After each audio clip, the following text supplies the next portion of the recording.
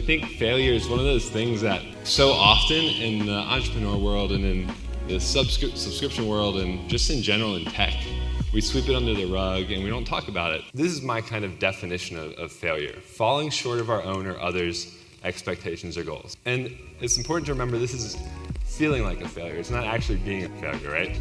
So failure will find you. So how do we deal with this stuff? And as I was thinking about this, I was thinking, right, there's that mental side of it and perspective, but then there's also that tactical side. I realized it's really like the chicken and the egg, right? There's these blurred lines where some things are tactical that lead to changes in perspective, and for some people, changes in perspective leads to changes in action. So I'm gonna go over kind of 3 things from that 30,000-foot view that I hope will be helpful. Sometimes we can learn from big companies.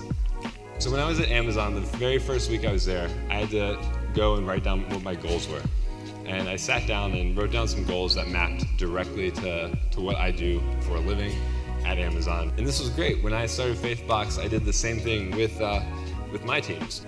But what I didn't do is I didn't write down goals for myself. And I think a lot of us get caught up in worrying about our teams and then we stop worrying about ourselves. And when you don't have those goals written down, you don't have anything to map your success to, right? Work towards those written goals. They help you separate the noise and opinions that don't matter. Have coping mechanisms. Work is not life and life is not work. You are better at creative problem solving when you're not staring the problem directly in the face. You will not hit all of your goals. You're going to fail. And that's just kind of it's kind of life, right? YouTube, which is now the 2nd largest search engine in the world, was a failed video dating site at one point.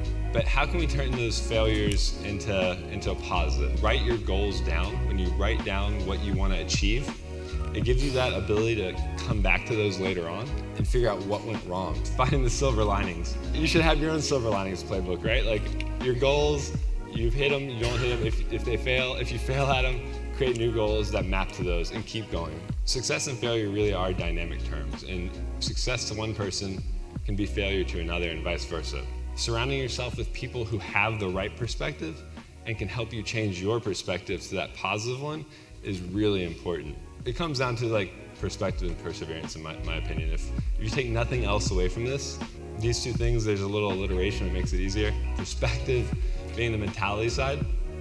Healthy habits breed positive perspective. Wherever you are right now, if you're in a place where you're like riding high at Sub Summit, or if you're sitting here and you're like, man, I have so much to do when I get back, and I met all these people who feel more successful than I do, and you're feeling kind of on that lower side of it, don't worry, like we've all been to both sides.